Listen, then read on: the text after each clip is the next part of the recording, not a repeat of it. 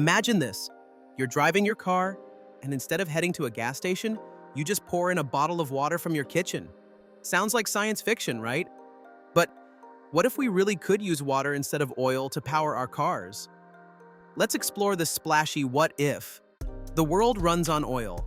From transportation to production, it powers nearly everything. But oil is expensive, polluting, and non-renewable. Cars alone emit over 3 billion tons of CO2 every year. Now imagine replacing all that oil with water. It's clean, cheap, and all around us.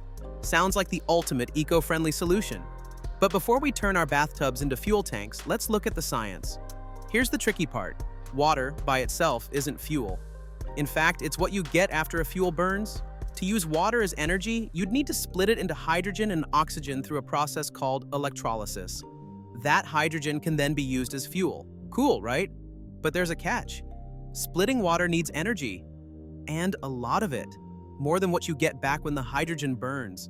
So pouring water into your car won't make it run. You'd need a whole system inside that splits water constantly and stores hydrogen safely. That's expensive, dangerous, and not very efficient. At least for now.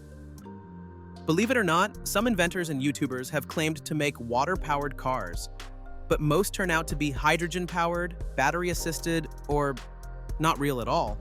Real hydrogen cars do exist, like the Toyota Mirai, but they use hydrogen gas from special pumps, not water from a bottle. And building infrastructure for hydrogen, stations, storage, transport, is super expensive, which is why it's still rare in most countries. But let's pretend for a second that we've figured it out, cleanly splitting water on the go and safely burning hydrogen. Here's what would happen. Air pollution would drop dramatically. No more greenhouse gases from vehicles. Oil prices would crash, maybe even disappear. Countries that depend on oil would need brand new economies.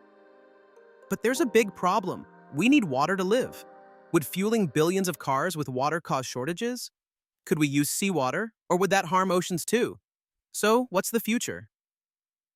Hydrogen cars and fuel cells are slowly improving. Scientists are working on clean electrolysis using solar or wind power. If we can do that, maybe water will power the future. But for now, we'll have to settle for good old electricity or gasoline. So, can we pour water into a car and drive away? Not yet, but science is getting closer every year. What other what-if questions do you want answered? Drop them in the comments. Like, subscribe, and don't forget to turn on notifications, because the next what if might blow your mind.